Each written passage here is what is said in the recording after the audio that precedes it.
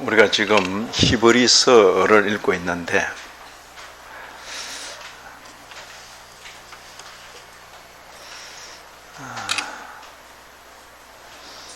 성경에 비록 그런 내용이 있을지라도 굳이 그렇게 자세히 알 필요가 있겠습니까? 종교 중에서 아주 간략하게 종교 교리 체제를 만들어서 편하고 쉽게 그냥 믿도록 하는 종교들이 있습니다. 한국에 일시 유행했던 남묘호랭갱경, 계속 그 주문 외우듯이 그렇게 외우게 하는 거죠. 또 불교 중에서도 그냥 교리 없이 그냥 부처님 이름 불러서 빌게 만드는, 지금 이제 이렇게 기세를 가지고 몰아오는 이슬람 종교가 역시 아주 단순하면서 그냥 복잡하게 생각을 갖고 알라의 이름으로 아주 단순하죠. 기독교도 한때 그런 적이 있었습니다. 그냥 하나님 믿고 또 예수 이름으로 그냥 기도하면 된다. 더 이상 알 필요가 없고 알면 복잡하다. 교회 규모가 크고 작고의 문제가 아니고 그 교회 분위기가 성경을 잘 드러내고 어쨌든 세세한 데까지 가르쳐 주려고 하는 교회인지, 아니면 그냥 대충 믿어라, 믿고 뭐 너무 알려고 하지 말고, 알면 다 복잡하다, 그러니까 단순하게 믿고 또 이렇게 하자 할 때 열심히 하면 되고 그게 복 받는 길이고, 이런 분위기로 가는 교회인가? 그건 이제 교회마다 다른 것입니다.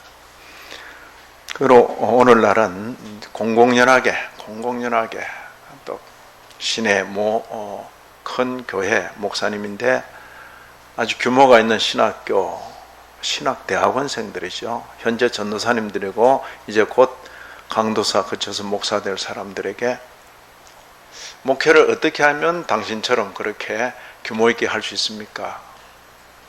교인들 복잡하게 가르치지 마라. 가르쳐 놓으면 골치 아프다. 교인들은 어느 정도 무식하게 둬야 된다. 그게 신학교에 와서 할 말입니까? 그렇지만 그런 표현이 공공연하게 있는 그런 시대를 저와 여러분은 살아가고 있는 것입니다. 저는 이번에 이제 설교를 준비하면서 이렇게까지 가야 되나 이제. 그래서 이런 내용은 아이고 목사님 그건 뭐 제가 들어도 무슨 소리인지 일단 모르겠고, 또 그것 때문에 그건 우리 교인들 중에 특별히 중직자 모아놓고 뭐 이야기해주면 되겠습니다. 우리 뭐 일반 성도들이야 그냥 그렇게까지 할 필요가 있겠습니까? 오늘날 기독교에서 예수님 하는데 예수님 이름은 많이 부르는데 예수님에 대해서 조금 더 알 생각도 하지 않고, 그죠? 예수님 이름을 자꾸 부르기만 하면 됩니까? 예수님 그분이 어떤 분인지 알아야 됩니까? 그죠? 아니, 알아도 목사님 그 말씀하는 것처럼 그렇게 알 필요는, 제가 조심스럽게 얘기하는 것은 제가 뭘 생각을 깊이 해가지고 성경에는 말 안 하는 건데 우리 목사님 입을 통해서만 들을 수 있는 그런 내용을 말합니까? 전부 성경에 있는 겁니까? 그죠? 저는 성경에는 없지만 도사 같은 선생님들이 말하는 것도 많이 들었어요. 근데 제 마음에는 그 시간에 오히려 성경에서 우리 주님에 대해서 뭐라고 말하는가, 그것 좀 잘 가르쳐주면 좋겠다. 제 마음에 늘 거기 있는 거죠. 근데 이제 히브리서라는 성경이 워낙 구약을 잘 알아야만 알아들을 수 있는 성경이 되다 보니까 성경에 있는 걸 말해도 어렵다 그러고 힘들다 그러고 아예 들을 생각을 안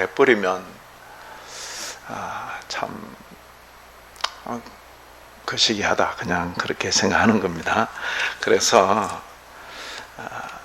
이 시간에는 일단 우리 자세가, 주일날 이 시간까지 여기까지 나오셨는데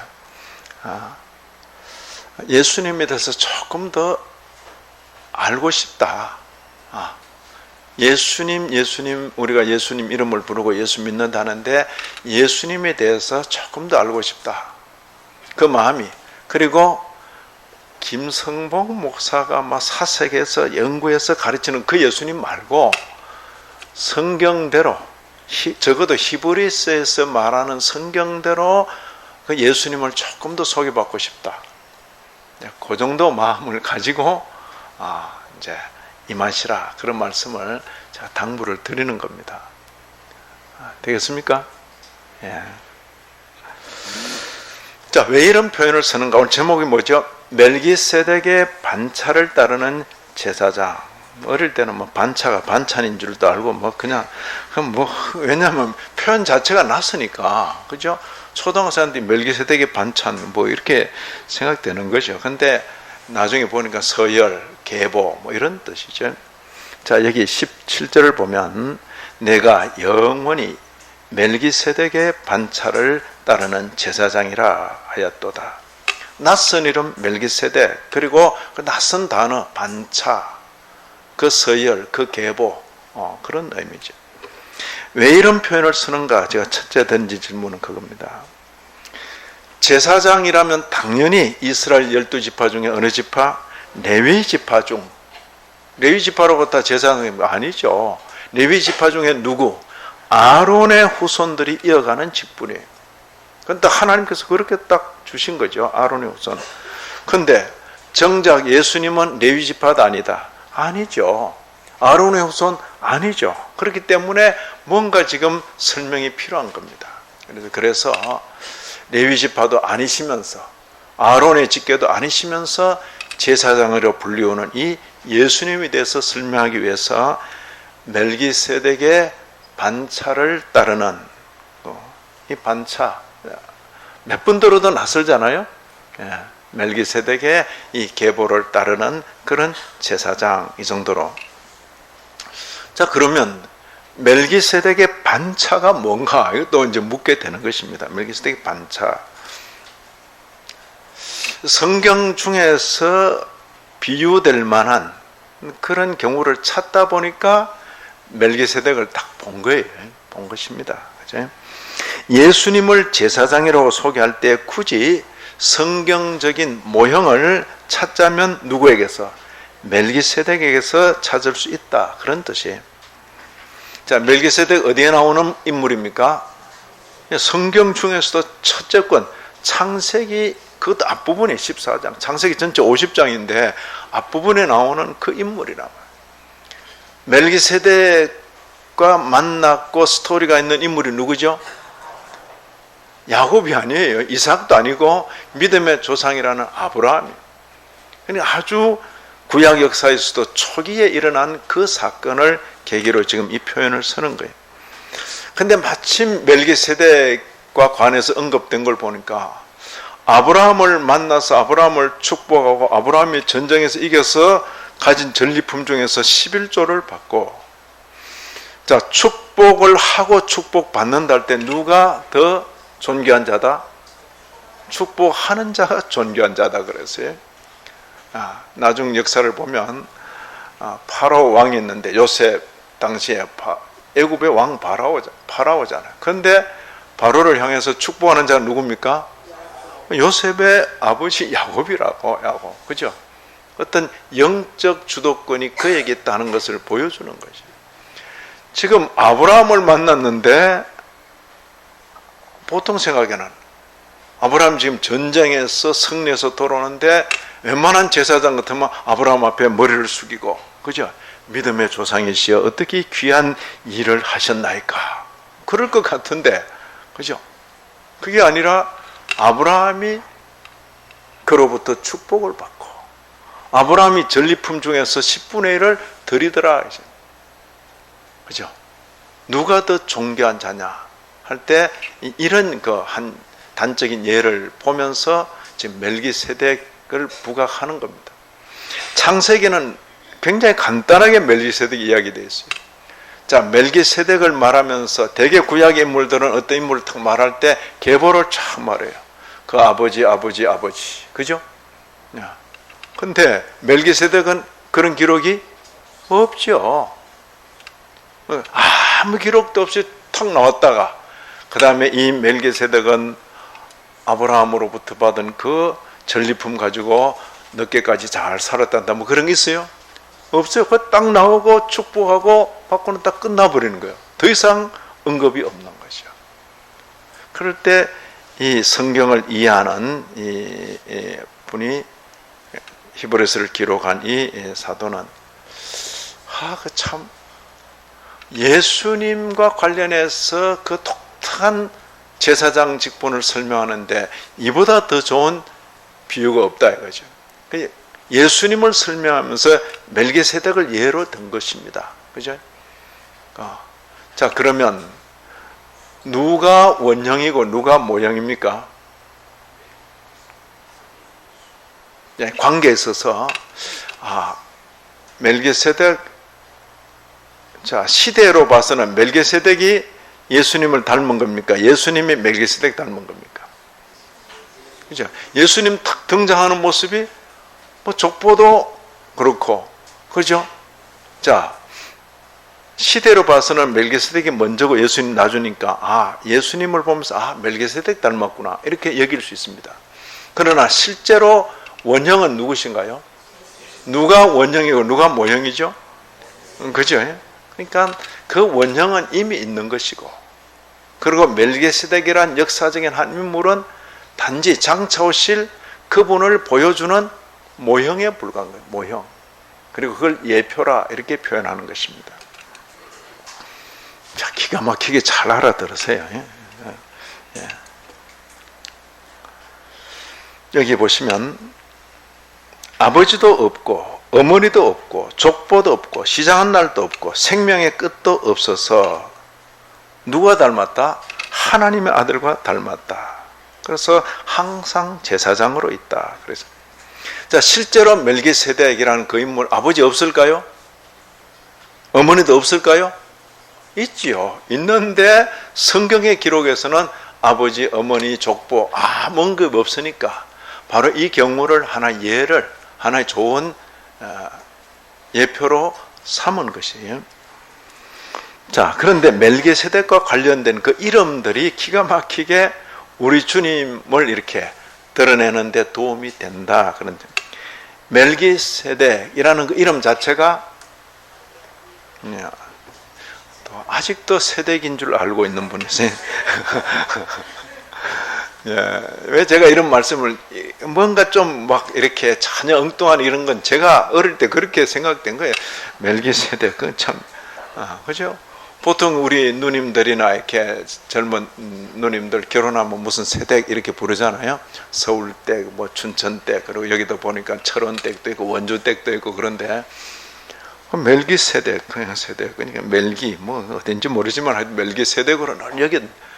근데 나중에 이제 신학교 가서 히브리어를 배우고 나니까 우리말로는 세덱으로 번역된 건데 이게 기록된 건데 세덱이 아니고 뭐라고요? 체덱. 그죠? 체덱. 체덱 뭐라고요? 체덱이 뭐라고요? 정의, 공의, 의라고요. 그죠? 멜기체덱.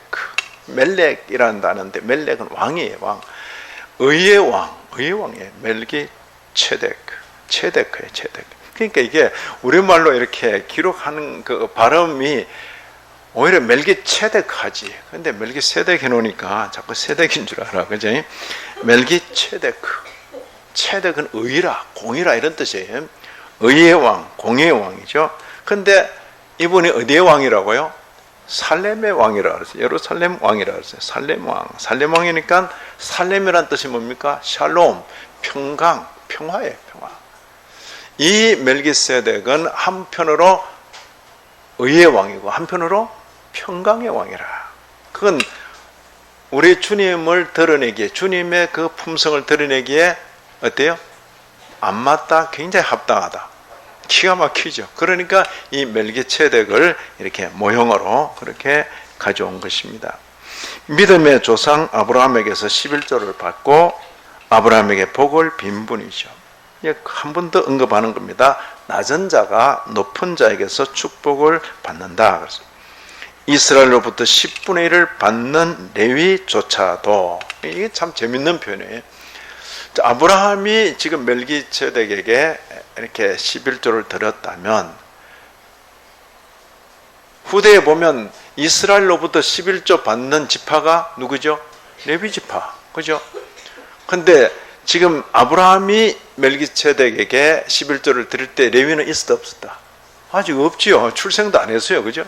그렇지만 성경은 뭐라고 표현하죠? 레위는 그때 누구 허리에 있었다? 아브라함의 허리에 있었다. 그죠? 이런 표현은 굉장히 생각하게 하는 표현이죠. 결혼 사진, 아버지 엄마 결혼 사진 보고 난 어딨냐고 막. 그죠? 신혼여행 간 그 사진 보고 왜 내 빼놓고 여행 갔냐 그러고 그렇게 묻는 아이들 있죠. 그때 대답을 어떻게 한다? 이때 너는 내 허리에 있었느니라. 그게 잘 통하더라고. 이때 너는 내 허리에 있었느니라. 그죠? 그죠? 내 허리에 있었다. 그때 레위는 아브라함의 허리에 있으면서 어때요? 후대에 이스라엘로부터 11조를 받을 그 레위조차도 누구에게 11조를 드린 셈이다? 멜기체덱에게 11조를 드린 셈이다. 그러니까 이 멜기세덱의 그 독특한 존재를 이렇게 올리면서 예수님을 지금 부각하는 것입니다. 자, 이제 7장의 전체적으로 나오는 내용을 이렇게 정리를 해봤습니다. 이건 하나님의 구원사적인 그 이유들을 한번 살펴보자. 11절 보시면, 자, 만약 하나님께서 모세를 통해서 주신 그 레위지파 제사장을 세워서 이렇게 제사를 드리도록 한 그 제사 직분으로 뭐가 온전하다면 굳이 후대에 또 예수님 제사장을 세울 필요가 있다 없다? 없죠. 없다고 말해요. 그러면 모세를 통해서 주어진 이스라엘 백성들이 주어진 그 제사 직분, 레위지파 세워서 제사장하고 제사 직분, 그것으로 온전하게 되는 것 아니다. 그럼 그 역할은 뭡니까? 장차 온전한 대속의 역사가 있기까지 기다리도록 하는 그 역할을 하는 거죠. 그죠? 이 구약 이스라엘은 자기들이 지금 제사장하고 또 뭐 성막 혹은 성전을 출입하면서 제사드리고 그게 전부인 줄 알았을 수도 있어요. 그게 전부인 줄 알고 그것에만 몰두하고 있으면 아닐 수 있다는 것이요. 아닐 수 있다는 거죠. 이게 지금 우리가 드리는 이런 제사라는 것이 장차 올 어떤 한 때를 기다리게 하고 장차 오실 어떤 분을 기다리게 한다. 최소한 구약 종교는 그 정도는 갔어야 되는 거죠. 그 정도. 그걸 놓쳐버리니까 예수님 오셔도 못 알아보고, 그죠? 예수님 십자가 달아놓고 자기들은 양 잡는다고 난리를 부리고, 그러니까 종교 자체가 아주 눈이 어두워져 버리는 아주 맹목적인 종교가 되어버리는 것이.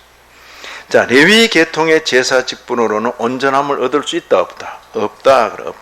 11절에 이 제사장 레위 계통에 특히 아론의 후손들로 세워진 이 제사장들은 참 흠이 있는, 그들은 먼저 자기 죄를 위하고 다음에 백성의 죄를 위하여 날마다 제사를 드렸다.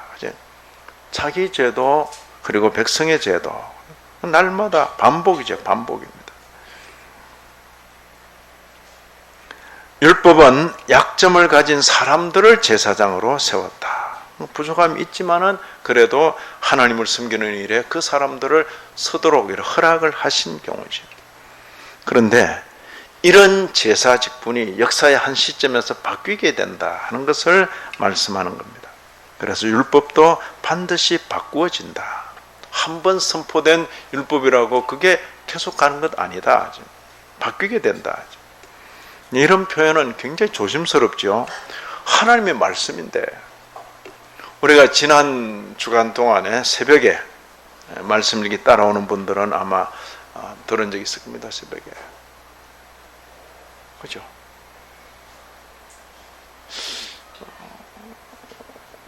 사람 이혼해도 됩니까? 이렇게 물으니까 율법에 뭐라고 돼 있는데, 모세는 이혼 정서만 주면 된다고 했습니다. 그러니까 그게 법이라고, 법다. 그죠? 그러면 그 모세를 통해서 선언된 법은 하나님의 법이잖아요. 근데 딱 주님께서 하시는 말씀이 본래는 그렇지 않다. 이렇게 말씀하신단 말이에요. 와, 저는 거의 충격이죠. 아니, 모세를 통해서 주신 하나님의 법이잖아요. 수백 년 동안 지켜온 그 법인데 그 대놓고 본래는 그렇지 않다. 본래 하나님의 뜻은 그런 게 아니다. 너희 마음이 완악하기 때문에 만약 그것조차라도 허락 안 하면 막 엉망이 되어버리니까 못 견디니까 그 정도로 낮춰준 거지 본래는 그런 뜻이 아니다. 저는 이제 그 말씀을 많이 이렇게 생각하게 됐어요. 하게 되면서 본래는 그렇지 않다. 그러면 그런 경우가 결혼 관계뿐이겠어요? 다른 경우도 많겠어요? 다른 경우 많다고. 제가 살펴놓은 게 있으니까 그건 또 다음에 우리 이제 말복도 지났으니까 또 이제 보신해야 될 때, 영적으로 보신해야 될 때 한 번 더 함께 모여서 먹도록 하고, 생각해 보니까 이게 이런 교훈이 있겠구나. 바로 그런 것이요. 분명히 하나님께서 아주 모세를 통해서 아주 잘 짜여진 법, 그죠? 레위기 읽으면 얼마나 이게 함부로 할 수 없는 그런 제사로구나 딱 돼 있는데 이게 또 바뀐다잖아요. 바뀐다. 그죠? 그걸로는 안 된다. 제사 직분이 바뀌어졌기 때문에 율법도 반드시 바꿔진다. 12절. 이제 한 사람도 제단위를 받들지 않는 다른 지파에 속한 자를 세울 것이다. 누구죠? 예수님께서는 유다 지파로부터 나셨다는 거죠. 이게요. 그 레위 지파 그리고 아론의 직계 그 제사 제도에 익숙한 사람들에게는 충격이고, 그죠? 거의 자기 종교를 막 흔들어 버리는 거죠. 그죠? 아니, 레위 지파도 아닌 것이, 아론의 직계도 아닌 것이 어떻게? 그죠? 그러나 이건 하나님의 구원사적인 그런 면에서 하나님의 뜻이고 하나님의 구원의 경륜이다. 이렇게 나오는 거예요. 여기 보시면 18절. 그는 육신에 속한 한 계명의 법을 따르지 아니하고 오직 불멸의 생명의 능력을 따라 되었다. 이렇게 표현한 거죠. 자, 육신에 속한 한 계명의 법을 따라 된 제사장은 누구죠? 땅에 있는 제사장들. 그러나 우리 주님께서 제사장 되신 것은 불멸의 생명의 능력을 따라 되신 것이다. 다르다. 차원이 다르다. 그렇게 말하는 거죠. 19절을 보시면 전에 있던 계명은 연약하여 무익함으로 패하고 이제 이것으로 우리가 하나님께 가까이 간다.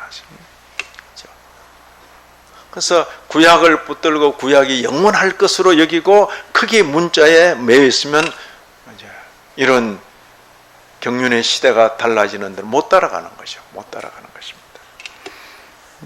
이제 우리 한국 기독교회가 신학적으로 이렇게 이해력이 좀 떨어질 때 또 선교사들을 통해서 성경을 받아가지고 구약 신약도 잘 구분이 안 되는 가운데 경전으로 받아가지고 막 읽고 열심히 읽어서 읽고 읽는 대로 막 지키려고 애를 쓰는 거죠. 근데 구약을 읽고 읽는 대로 막 지키려고 하면 문제가 생긴다 안 생긴다? 생기죠. 생기는 겁니다. 그래서 그래도 성경을 읽고 신약까지 읽으면서, 왜냐하면 신약이 구약을 또 이렇게 비춰주고 해석하고 정리를 해주기 때문에 신약을 잘 읽고 구약은 이런 면이 있구나 하고는, 그렇게 정리가 안 되면 최소한의 신학적인 그런 입장도 없기 때문에 경전으로 읽고 열심히 읽고 막 지키려고 하기 때문에 한국 교회가 신학적인 이해가 없을 때 좀 무리수가 있었던 거죠. 구약을 읽고 막 그대로 막 실천에 옮기고 뭐. 근데 이제 지금은 그 시기는 지난 것 같아요. 그 시기는 지났는데 아직도 그런 미몽, 그런 그 형편에서 이렇게 깨어있지 못한 그런 경우들을 보게 되는 것입니다. 그걸 뭐 목회자를 비난할 수도 없는 것이고, 그러나 이제 그 단계는 지나가는 것입니다.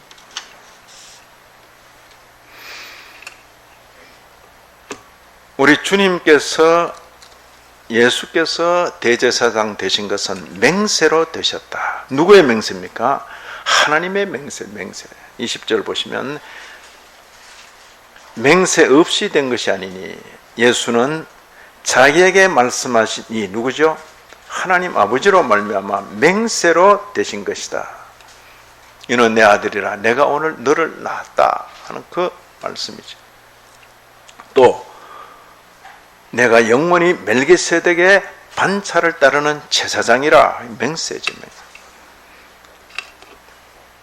내가 영원히 멜기세덱의 반차를 따르는 제사장이라.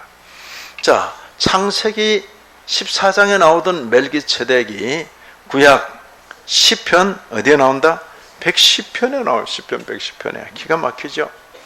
시편 110편 눈으로 확인하고 또 가십시다.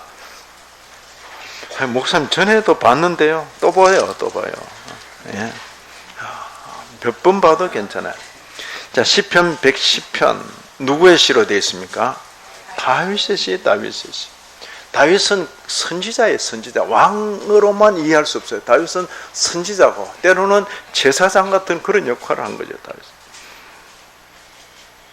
다윗은 신비한, 일반인이 보지 못한 그 하늘 세계를 본 사람이죠. 여기 1절 여호와께서 내 주에게 말씀하시기를. 여호와가 계시는데 내 주는 또 누굽니까? 그분이다 이렇게 말할 수 있습니까? 아니잖아요. 여호와께서 내 주에게 말씀하시기를, 내가 네 원수들로 내 발판이 되게 하기까지 너는 내 오른편에 앉아 있으라. 이런 그 천상의 비밀을 어떻게 알았을까? 그죠? 하셨도다. 그러죠. 다윗은 선지자로 천상 세계의 하나님의 이 경륜을 본 것이죠. 그죠? 자, 4절. 여호와는 맹세하고 변하지 아니하시리라 이르시기를. 같이 읽습니다. 너는 멜기세덱의 서열을 따라 영원한 제사장이라 하셨도다. 그죠? 다윗의 입을 통해서 계시된 이 내용이죠. 자, 멜기세덱의 반차라는 표현은 바로 이 시편 110편에 나오는 것입니다. 창세기는 그런 표현은 없어요. 전혀 없습니다. 그냥 스토리만 딱 있지. 근데 시편, 그러면 결국 히브리서를 이렇게 기록한 분은 무엇을 알고 있다? 창세기와 시편을 알고 있는 시편. 창세기는 누구나 다 알아요. 근데 중요한 건 시편 110편 그 내용을 딱 붙들고 우리 주님과 딱 연결시키는 거죠. 그게 히브리서의 독특한 그 내용이죠. 그래서 이 계시 역사 속에서 다윗의 역할은 굉장히 중요한 것입니다. 굉장히 중요하죠. 그 세계를 본 것입니다. 주께서 맹세하셨으니 뉘우치지 아니하실 것이다. 근데 그 누구를 향해서 그런 말씀을 하셨는가? 이 땅의 법은 허물이 있는 사람, 죽을 사람들을 세우셨는데, 그 때문에 죽을 사람이기 때문에 잠시 하다가 또 이어지고, 그죠? 끊어지고 이어지고 끊어지고 계승되는 형태로 제사장 직분이 가는데, 이번에는 아들을 통하여 영원히 계실 그 아들을 세우셨기 때문에 단절된다, 안 된다? 안 된다. 안 된다. 그 이야기를 하는 거예요. 영원히 온전하게 되신 아들을 세우셨다. 28절에는 예수님은 더 좋은 언약의 중보, 보증이 되셨다. 24절 보시면 예수님은 영원히 계심으로 그 제사장 직분도 갈리지 않는다. 땅에 있는 제사장들은 어때요?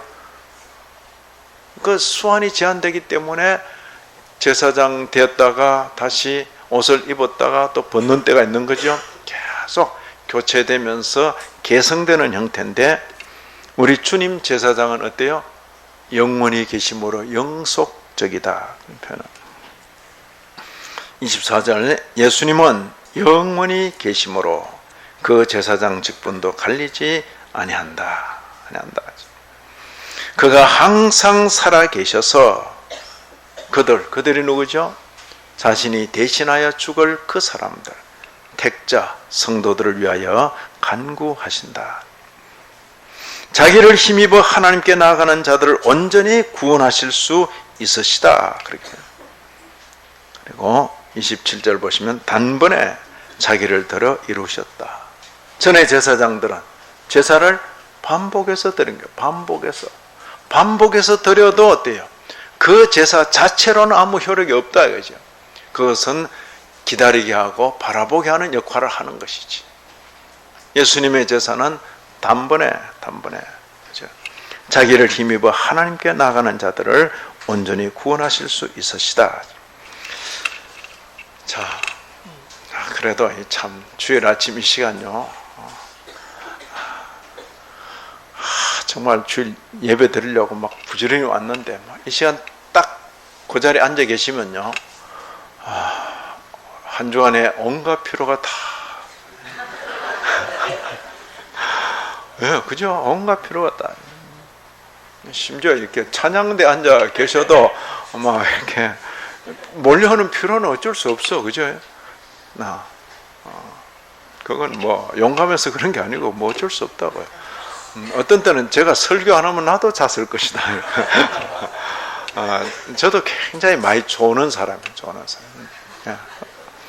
굉장히 많이 졸아요. 그래서 우리 모친께서 졸고 있으면요, 그때는 남반 여반 서로 나누어 살 때인데 저쪽 우리 모친은 뒷자리에 앉아 계셔요. 또 항상 살펴보는 거죠. 한참 졸고 있으면 이만한 뭉치가 하나 날아와요. 그냥 지금 목사님 설교하고 계신데 뭐가 하나 휙 날아와서 툭 떨어진다고. 아주 거의 뭐 야구 이렇게 투수라 그러죠. 열쇠 뭉치가 앞에 툭 떨어져. 아들을 깨우려고. 그럼 설교하시다가 지금 뭐 하나 날아온 거 보셨잖아요. 어떤 때는 그냥 지나가시는데 어떤 때는 김성봉 일어나. 뭐 예배 중에 또 일어나가지고 앞자리 장로님 옆에 앉아. 그죠? 그런 일을 한두 번 당한 게 아니에요. 한두 번. 네? 왜냐하면 잠이 많을 때인데 달 새벽 4시 반에 깨우니까 그때는 또 가만히 있어도 깨져요. 그냥 4시 반 되면 깨지는데 이제 저녁 먹고 난 뒤는 힘들어 죽겠어. 그죠? 이제 저는 거의 그렇게 살아온 거죠. 그래서 예배 자리에 앉아서 이렇게 졸린다. 그건 제가 깊이 공감하는 것입니다. 공감하니까 너무 염려하지 마시고 편안히 주무시는데 그래도 오늘 같은 내용은 이게 조금 자세히 안 들으면 또 지나가니까. 그래서 적어도 우리가 신앙생활을 하면서 멜기세덱의 세덱이 아니라 체덱이라고 아는 것만 해도 귀한 지식이고, 우리 주님은 어떻게 그런 계보가 됐나 했을 때 우리 주님은 레위, 아론이 아니라 멜기세덱의 반차를 쫓아 되신 분이다. 이렇게 다 말할 수 있어도 어때요? 예수님에 대해서 조금 더 아는 것이고, 또 그것이 우리에게 기쁨이 되어야 되는 거죠. 예수님에 대해서 내가 조금 더 안다. 그렇죠? 그런 기쁨이 있기를 저는 기대하는 것입니다. 우리 구주 예수님을 성경대로 더 알아가는 기쁨을 가지십시다. 자, 지난 시간 큰 구원의 창시자 이런 것도 히브리서 아니면 못 듣는 거예요. 그러죠? 그래 지난 시간에 대제사장 앞에 뭘 붙여서 큰 대제사장 참, 그리고 오늘 멜기ጼ덱의 반차를 따르는 제사장. 그치? 자, 우리 모두는 예수님을 힘입어 하나님께 나아가자 그랬어요. 여기 보시면 이런 표현이 25절 봅니다. 그러므로 자기를 힘입어 하나님께 나아가는 자들을 온전히 구원하실 수 있다 그랬어요. 그죠?